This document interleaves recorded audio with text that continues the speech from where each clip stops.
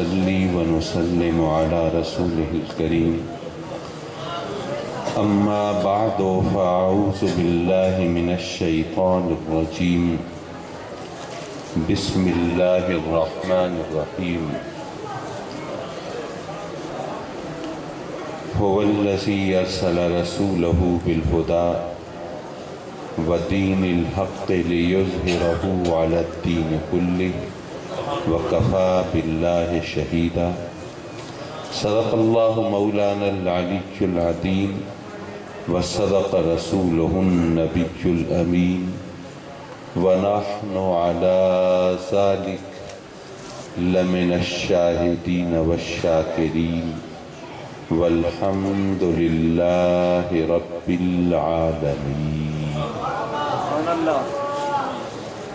استاذ الاساتذہ حضرت علامہ مولانا مفتی محمد احمد صاحب سعیدی دامت برکاتہم العالیہ اور ذی وقار و ذی احتشام علماء کرام، مہمانان گرامی اور مکرم و معزز حاضرین محفل، سبحان اللہ۔ ابھی آپ نے الحمدللہ مدرسہ سیرانیہ کاظمیہ کے فارغ التحصیل طلبہ کی دستار بندی کا روح پرور منظر دیکھا اور الحمدللہ حضرت قبلہ مفتی صاحب کی محنت، ان کی توجہ، ان کی کوشش اور کاوش یہ سب جانتے ہیں اور مانتے ہیں، اور اس کے لیے کسی دلیل کی ضرورت نہیں۔ جو چیز مشاہدے میں ہو اس کے لیے دلیل کی حاجت نہیں ہوتی۔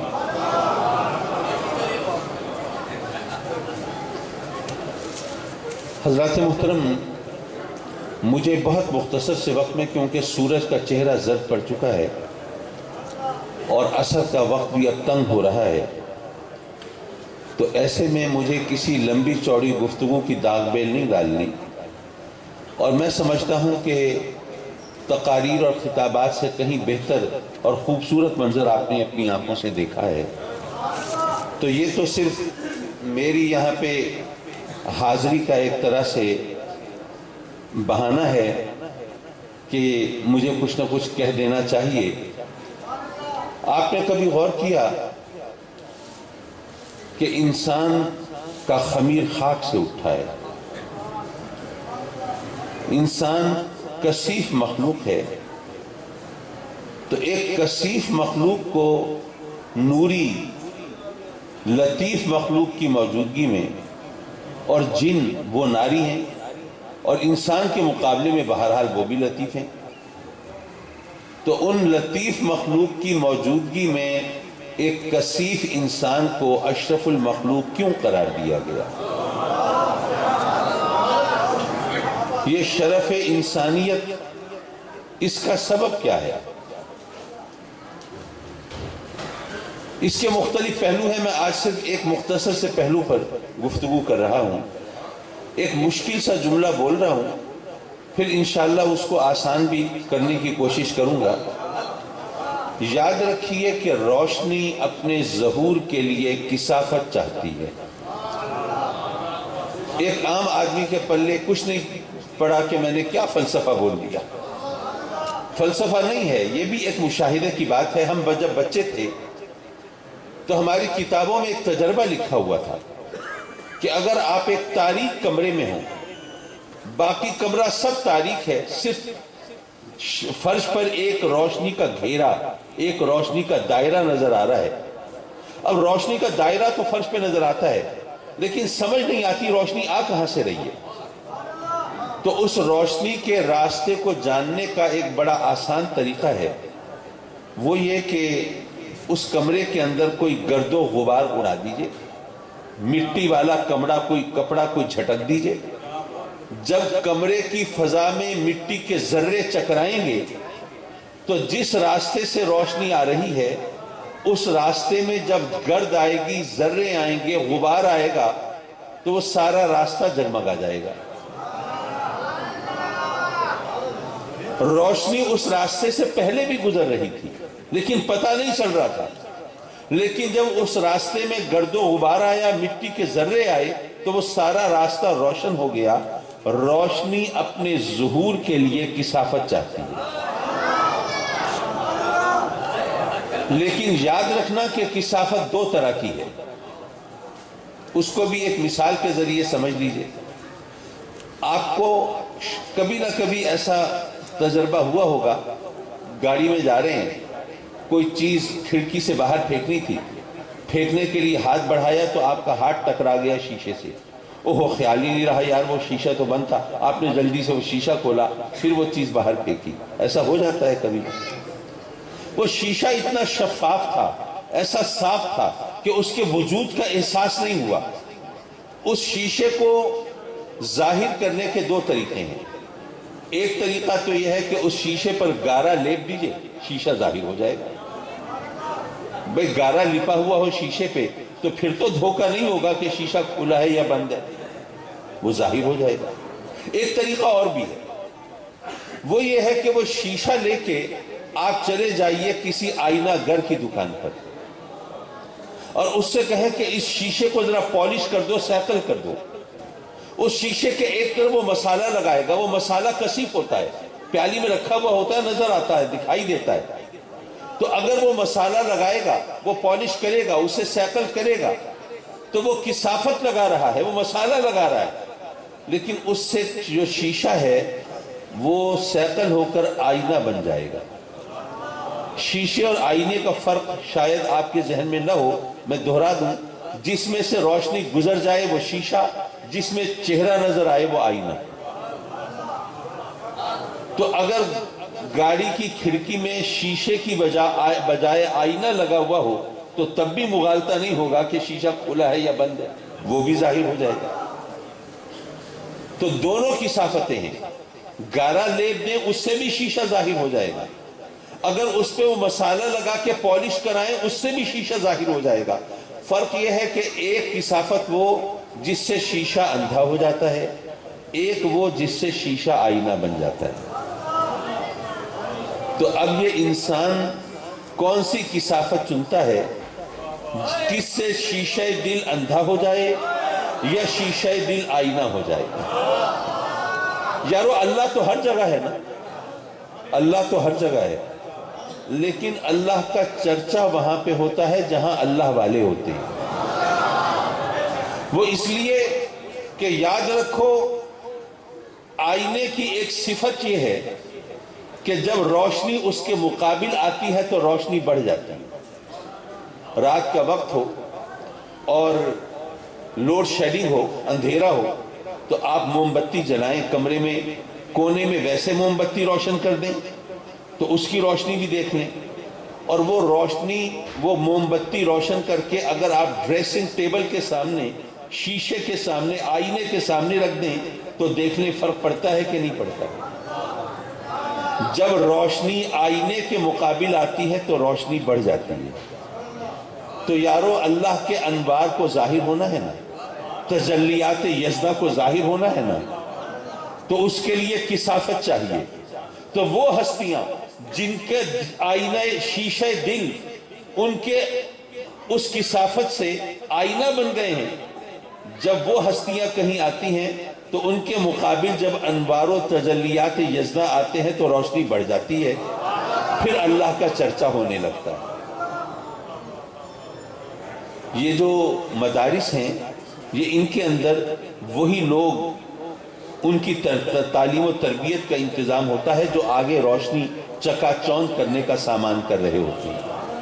اچھا، اللہ والوں کی جو سوچ کے زاویے کیا ہوتے ہیں، اس کے لیے صرف ایک مثال، ایک واقعہ سنا کے میں اپنی گفتگو ختم کر رہا ہوں، اور یہ واقعہ حضور محبوب الہی نظام الدین اولیاء رضی اللہ تعالیٰ عنہ نے تحریر فرمایا۔ فرماتے ہیں کہ ایک اللہ والے تھے اور وہ روزی کمانے کے لیے دال روٹی کی چھابڑی لگا لیتے تھے۔ اب آج کل تو پتہ نہیں وہ چھابڑی لگتی یا نہیں، لیکن میری عمر کے جو لوگ ہیں ان کو یاد ہوگا کہ دال روٹی کی چھابڑی لوگ لگا لیتے تھے، اس سے روزی کما لیتے تھے۔ تو اللہ والے تھے تو روزی کمانے کے لیے دال روٹی کی چھابڑی لگا لیتے تھے۔ اچھا، آج کل نوجوانوں کو نہیں پتا ہوتا کہ کھوٹے سکے کیا ہوتے ہیں۔ انہوں نے سنا تو ہے کہ کھوٹا سکہ کوئی بلا ہوتی ہے، لیکن پتہ نہیں۔ لیکن لوگوں کو تو پتا ہوگا، آپ بزرگوں کو، کہ کھوٹا سکہ کیا ہوتا تھا۔ سکہ ہوتا تھا نا، اگر زیادہ لین دین سے اس کے نقوش مٹ گئے، اب پتہ نہیں اس پہ کیا بنا ہوا ہے، تو وہ کھوٹا ہو جاتا تھا۔ اسی طرح اگر اس کو کوئی ٹھوک پیٹ کے اس کے اوپر کچھ اور نقش و نگار بنا دیے تو وہ کھوٹا ہو جاتا تھا، اس کے بدلے کچھ نہیں لے سکتے تھے۔ تو ایک نوجوان آیا، وہ ان اللہ والوں کے پاس جو دال روٹی کی چھاوڑی لگائی ہوئی ہے، ایک کھوٹا سکہ دے کے ان سے دال روٹی مانگی۔ ان بزرگ نے وہ سکہ الٹ پلٹ کے دیکھا۔ اب نوجوان سوچ رہا ہے مجھے واپس کر دیں گے، بھئی یہ کھوٹا سکہ ہے، اس کے بدلے تو کچھ نہیں مل سکتا۔ لیکن وہ بڑا حیران ہوا کہ انہوں نے دیکھ بھال کے وہ سکہ گلے میں ڈال دیا اور دال روٹی دے دی۔ نوجوان نے سوچا کہ لگتا ایسا ہے کہ نظر ان کی کمزور ہے، پتہ ان کو چلتا نہیں، بس صرف دکھاوا کرتے ہیں کہ مجھے معلوم ہوتا ہے، اسی لیے لوٹ پلٹ کے دیکھ لیتے ہیں، لیکن ان کو پتہ چلتا نہیں، ورنہ کیوں دیتے مجھے دال روٹی، سکہ واپس کر دیتے۔ تو گھر جا کے اپنے گھر والوں سے کہا کہ کسی کے پاس کھوٹا سکہ ہو تو ضائع نہ کریں، وہاں سے جا کے دال روٹی کھا لیں۔ اچھا، انہوں نے آزمائش کے طور پر ایک آدھ دفعہ خود بھی پھر ایسا کیا، تو دوبارہ پھر ایسا ہی ہوا، سکہ اٹھایا، دیکھا، لوٹ پلٹ کے گلے میں ڈالا، دال روٹی دے دی۔ تو انہوں نے پھر آس پاس اپنے دوستوں کو بھی بتایا کہ بھئی کھوٹا سکہ بھی چل جاتا ہے۔ حضور محبوب الہی نظام الدین اولیاء رضی اللہ تعالیٰ عنہ تحریر فرماتے ہیں کہ جب ان بزرگ کا دم آخر آیا، دنیا سے رخصت ہونے کا وقت، تو رب کی بارگاہ میں عرض کرتے ہیں کہ مولا تو جانتا ہے کہ تیرے بندے کھوٹے سکے لے کے آتے تھے، اور میں یہ سوچ کے کہ میں نے اگر ان کو واپس کیا تو آس پاس کھڑے ہوئے لوگوں کے سامنے ان کو شرمندگی ہوگی کہ کھوٹا سکہ چلا رہے تھے، ایک بوڑھے آدمی کو بے وقوف بنا رہے تھے، شرم نہیں آتی؟ تو میں ان کو شرمندگی سے بچانے کے لیے وہ کھوٹے سکے لے لیتا تھا۔ اب میرے پاس ان کا انبار لگا ہوا ہے، مولا میں تو تیرا ایک گناہگار بندہ ہوں، میری تو کوئی اوقات نہیں، تو تو رحمان و رحیم ہے، تو مولا تیری رحمت سے بھی میں امید رکھتا ہوں کہ اب جب میں تیری بارگاہ میں حاضر ہوں گا تو میری جھولی میں بھی یہ روزے نمازوں کے کھوٹے سکے ہی ہیں مولا، تو بھی اپنے اس بندے کو شرمندگی سے بچانے کے لیے ان کھوٹے سکوں کو قبول فرما لے گا۔ حضرات مکرم، جو اللہ والے ہوتے ہیں ان کو اپنے زہد و تقوی پر ناز نہیں ہوتا، اپنی عبادت پر غرور نہیں ہوتا، اپنی پارسائی پر فخر نہیں ہوتا۔ اور یہاں پر مجھے ایک بات یاد آئی، بس ذرا وہ سنا کے اور بات ختم کروں، شاید وہ اس سے ریلیونٹ ہے، اس سے متعلق ہے۔ ایک دن جیسے بزرگوں کی عادت ہوتی ہے، ابا جی قبلہ رحمۃ اللہ علیہ، ان کو بھی کوئی تعریف توصیف کرتا تھا تو فرماتے تھے بھئی ہم تو بالکل ناکارہ ہیں، ہم تو کچھ نہیں، ہم تو گناہگار ہیں۔ تو ایک دن گھر میں بیٹھے ہوئے مجھے شرارت سوچی، میں نے کہا ابا جی قبلہ یہ فرمائیے کہ بزرگ حضرات کہہ رہے ہوتے ہیں ہم تو بہت گناہگار ہیں، ہم ناکارہ ہیں، ہم کچھ نہیں، حالانکہ ہر ایک کو پتہ ہے وہ بہت بزرگ ہیں، وہ پرہیزگار ہیں، تو مجھے صرف یہ بتا دیجئے کہ یہ تواضع اور انکسار جو ہے اس میں اور جھوٹ میں فرق کیا ہے؟ اب میرا خیال ہے یہ سوال ذرا ٹیڑھا تو تھا، لیکن ہم ہر ٹیڑھا سوال ابا جی قبلہ سے کر دیتے تھے، کیونکہ ہمیں پتہ ہوتا تھا کہ یہاں سے جواب مل کے رہے گا۔ میں نے کہا جی کہ سب کو پتہ ہے کہ یہ بزرگ ہیں، سب کو پتہ ہے نیکوکار ہیں، سب کو پتہ ہے کہ یہ بڑے پہنچی ہوئی ہستی ہیں، پتہ ہے کہ عالم ہے، فاضل ہیں، لیکن پھر وہ کہہ رہے ہوتے ہیں بھئی ہم تو بالکل بے وقوف ہیں، ہم تو بالکل ناکارہ ہیں، ہم تو بالکل بہت گناہگار ہیں۔ تو ذرا یہ بتا دیجئے کہ یہ جھوٹ اور انکسار میں فرق کیا ہے؟ اب کتنا مسکرائے، مجھے فرمایا کہ ہاں بیٹے یہ سوال آپ ہی کر سکتے تھے مجھ سے۔ فرمایا کہ بیٹے بات یہ ہے، نعرہ رسالت، مفکر اسلام صاحبزادہ سید حامد سید شاہ صاحب قاسمی، فیضان کبھی غور کیا کہ قرآن میں رب کائنات نے فرمایا کہ اِنَّ قَیْدَ شیطان کَانَ ضعیفا، شیطان کا داؤ بڑا کمزور ہے۔ تو شیطان کا داؤ کمزور ہے، وہ جو دلوں میں وسوسے پیدا کرتا ہو، ورغلاتا ہو، بہکاتا ہو، جو انسان کے جسم خون کی طرح گردش کرتا ہو، اس کا داؤ کمزور ہے کیا؟ اور اگر داؤ کمزور ہے تو رب کائنات نے ہمیں اس سے بچنے کا حکم کیوں دیا؟ تو اگر کمزور ہے، دشمن ہو اور کمزور ہو تو بچنے کی کیا ضرورت ہے؟ پھر تو ایسے کی تیسے کرنی چاہیے اس کی۔ فرمایا کہ بیٹے کون کمزور ہے کون طاقتور ہے یہ ایک امر اعتباری ہے، امر اضافی ہے۔ کیا مطلب؟ یعنی یہ پتہ تب چلے گا کہ کون کمزور ہے کون طاقتور ہے جب معلوم ہو کہ مقابلہ کس سے ہے۔ اگر ایک سال کا بچہ ہے وہ لڑ پڑتا ہے 5 سال کے بچے سے، کون طاقتور ہوگا؟ اور 5 سال کا بچہ الجھ پڑے 20 سالہ جوان سے، اب کون طاقتور ہوگا؟ اور 20 سال والا جوان جو ہے وہ سیدھا سادہ وہ پنگھا لے لے بھولو پہلوان سے، اب کون ہوگا طاقتور؟ بھولو پہلوان۔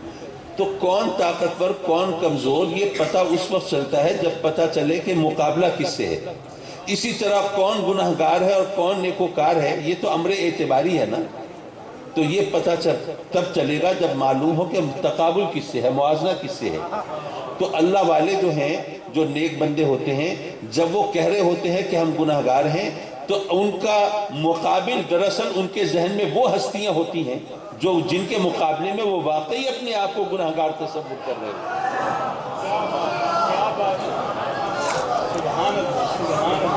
تو چونکہ ان کے ذہن میں مقابلہ ان سے ہوتا ہے اس لیے وہ اپنے آپ کو وہ اسی اپنی اوقات میں رکھ کے ذکر کرتے ہیں، تو وہ جھوٹ نہیں بول رہے ہوتے بلکہ جن سے مقابلہ ہوتا ہے ان کے مقابلے میں اپنی اوقات کا ذکر کر رہے ہوتے ہیں۔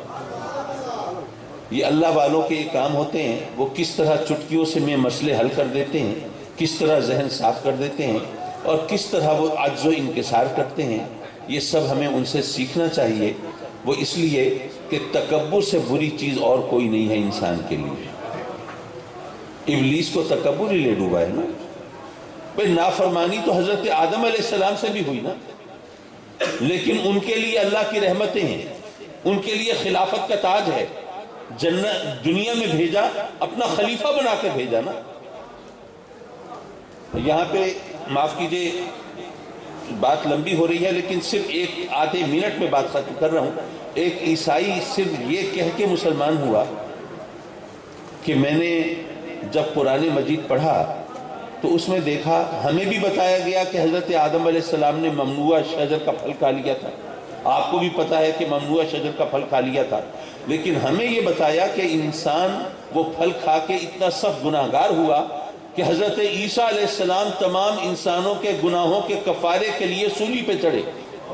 عیسائیت تو یہی کہتی ہے نا کہ عیسائی کہتے ہیں کہ حضرت عیسیٰ علیہ السلام سولی پہ چڑھے لوگوں کے گناہ کا کفارہ ادا کرنے کے لیے۔ وہ کس گناہ کا؟ وہ جو ہر انسان پیدائشی گناہگار ہے حضرت آدم علیہ السلام کا وہ پھل کھانے کی وجہ سے۔ تو انہوں نے کہا کہ جی میں نے جب قرآن پڑھا تو پتا چلا کہ بے شک حضرت آدم علیہ السلام کو دنیا میں بھیجا گیا لیکن بطور سزا نہیں بھیجا گیا بلکہ اللہ نے اپنا خلیفہ بنا کے بھیجا۔ تو ان سے بھول ہوئی تھی، انہوں نے جان بوجھ کے کام نہیں کیا تھا۔ تو میں نے کہا کہ وہ دین جو حضرت ہر انسان کو پیدائشی گناہگار قرار دے وہ میرے حق میں زیادہ بہتر ہے، یا وہ کہے کہ نہیں اگر خطا ہوئی بھی تھی تو رب کائنات نے کس طرح درگزر فرمایا کہ خلافت کا تاج پہنا کے اور زمین پہ بھیج دیا۔ تو مجھے یہ بات اچھی لگی اس لیے میں مسلمان ہو گیا۔ یہ اپنے اپنے سوچ کے زاویے ہیں۔ رب کائنات اپنے کرم سے اس ادارے کو ترقی عطا فرمائے اور دن دگنی رات چوگنی ترقی عطا فرمائے، اور جن دوستوں نے بھی اس کے ساتھ سرپرستی کی اور انشاءاللہ کرتے رہیں گے کیونکہ ابھی تک جو آپ نے دیا وہ اس ادارے کی کفایت کے لیے کافی نہیں ہے، تو وہ انشاءاللہ کرتے رہیں گے۔ اللہ ان سب کو دارین کی سعادتیں عطا فرمائے، دین و دنیا کی نعمتیں عطا فرمائے۔ وآخر دعوانا تمام حضرات کھڑے ہو جائیں، ایک شیر سلام کا اللہ